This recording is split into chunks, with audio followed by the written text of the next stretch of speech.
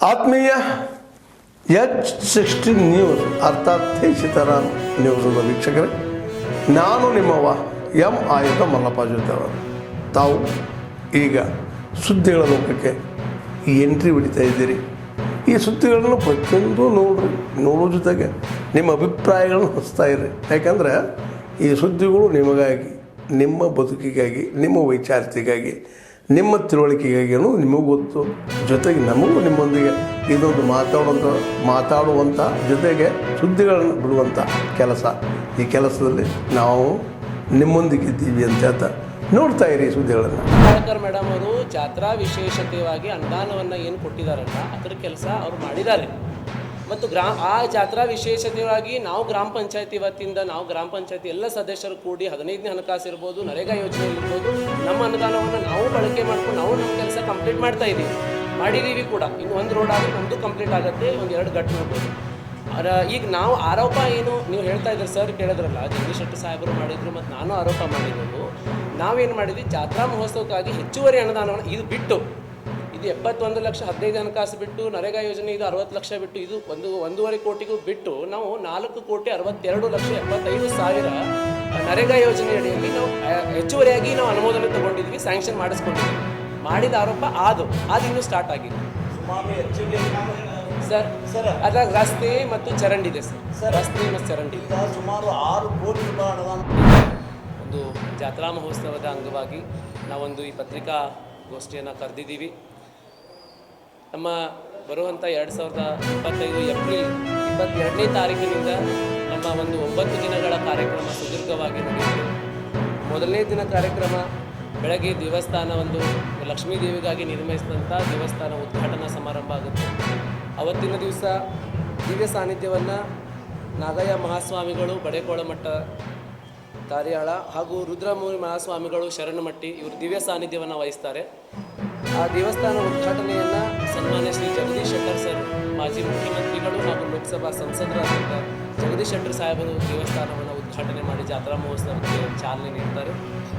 ತದನಂತರ 24/4/2025 ಅವತ್ತಿನ ದಿವಸ ಗ್ರಾಮಸ್ಥರಿಂದ ಹಾಗೂ ಸದ್ಭಕ್ತರಿಂದ ಉಡಿ ತುಂಬುವ ಕಾರ್ಯಕ್ರಮ ಇದೆ.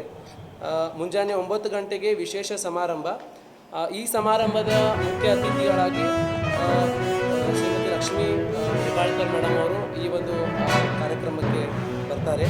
ಅದೇ ರೀತಿ 23/4/2025 ಮುಂಜಾನೆ 8 ಗಂಟೆಗೆ ಸಕಲ ವಾದ್ಯ ಮತ್ತು ವೃಂದದೊಡನೆ ಸಂಭ್ರಮದ ರಥೋತ್ಸವ.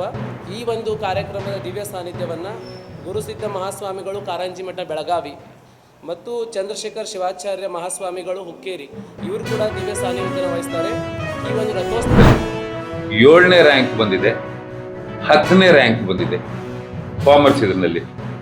ಈಗ ನಂಬರ್ ಆಫ್ ಸ್ಟೂಡೆಂಟ್ಸ್ 90%ಗಿಂತ ಜಾಸ್ತಿ ನಮ್ಮ ಸಂಸ್ಥೆನಲ್ಲಿ ಪಡೆದಿರೋದು, 90%ಗಿಂತ ಜಾಸ್ತಿ ನಮ್ಮ ಸಂಸ್ಥೆನಲ್ಲಿ ಪಡೆದಿರೋದು. ಅವ್ರಿಗೆ ಚಾರ್ಟ್ ಕೊಡಿ. ಕಾಮರ್ಸ್ನಲ್ಲಿ 56, ಸೈನ್ಸ್ನಲ್ಲಿ 16 ಜನ 90%ಗಿಂತ ಜಾಸ್ತಿ ಪಡೆದಿದ್ದಾರೆ. ಫಸ್ಟ್ ಕ್ಲಾಸ್ ಇಡೀ ಸ್ಟೇಟ್ನಲ್ಲಿ 202 202 ಸ್ಟೂಡೆಂಟ್ಸು ಫಸ್ಟ್ ಕ್ಲಾಸ್ನಲ್ಲಿ ಪಾಸ್ ಆಗಿದ್ದಾರೆ. ಈಗ 9th ರ್ಯಾಂಕ್ನಲ್ಲಿ ಬೆಳಗಾವಿ ಡಿಸ್ಟ್ರಿಕ್ಟ್ನಲ್ಲಿ ಬೆಳಗಾವಿನಲ್ಲಿ ನಮ್ಮ ಸಂಸ್ಥೆಯಿಂದ 3 ರ್ಯಾಂಕ್ಗಳನ್ನು ನಮ್ಮ ಕಾಲೇಜಿಂದ ಪಡೆದಿದ್ದಾರೆ. ಆಮೇಲೆ ಸೈನ್ಸ್ನಲ್ಲಿ 5ನೇ ರ್ಯಾಂಕು ನಮ್ಮ ಸಂಸ್ಥೆಯಿಂದ ಪಡೆದಿದ್ದಾರೆ.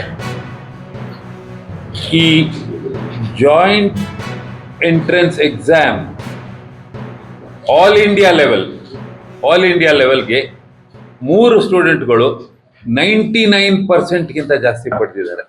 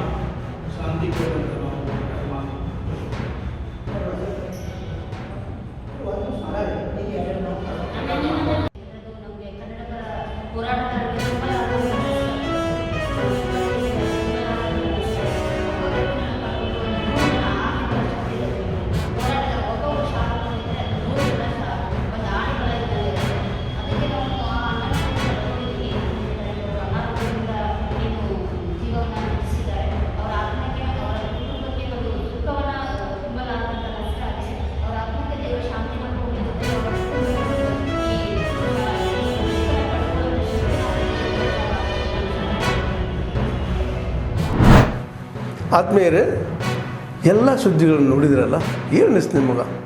ಇದರಲ್ಲೇ ನಿಮ್ಗೆ ಲೈಕ್ ಆಗಿರ್ಬೋದು, ಡಿಸ್ಲೈಕು ಆಗಿರ್ಬೋದು, ಕಾಮೆಂಟ್ ಬೇಡಪ್ಪ ಅಂತೂ ಅನಿಸಿರ್ಬೋದು, ಕಾಮೆಂಟ್ ಮಾಡಬೇಕಪ್ಪ ಅನಿಸಿರ್ಬೋದು, ಶೇರ್ ಮಾಡಬಾರ್ದಪ್ಪ ಅನಿಸಿರ್ಬೋದು, ಅದು ಮಾಡಬೇಕು ಅನಿಸಿರ್ಬೋದು.